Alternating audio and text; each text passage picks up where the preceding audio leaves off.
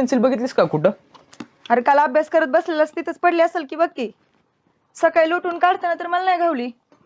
अगं कंपासातच ठेवली होती. थांब, गावली. होय आय, आता जर माझी पेन्सिल गावली नसती तर मला लय कावली असतीस ना. मी कशाला कावती, दिली असती की दुसरी घ्यायला पैसे. आता गावल्या म्हणल्यावर असंच म्हणणार की तू. असं होय, लय कळायला लागल्यागत करू नकस. बरं ऐक, आज शाळेत नाही येताना बाजार आणतो का? अगं मला कुठं काय कळतं तेव्हा, मी कसं आणीन बाजार? उगा नाटकं करू नकस. अगं आता तूच म्हणलीस की मला काय कळत नाही म्हणून. बरं आता मीच म्हणते की मग, लय शान आहे ग माझं बाळ. आता कोण करतंय नाटक? सांगते ते ऐक मग गपचूप. शाळेत नाही येताना बाजार घेऊन ये. हा गायब, दाद्याला सांग की.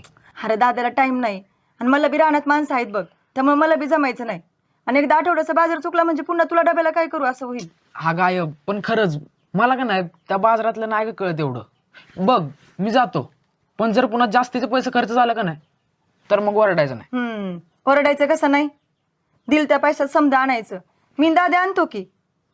आणि आब्या 10वीला गेलाय तू, आता समजायला पाहिजे तुला सगळं. हा गायब, ती माणसं आहेत का नाही, बारकी पोरं बघितली का नाही, पैसेच कमी करत नाहीत. मग वाईच पुढे गेल्यागत करायचं थोडं.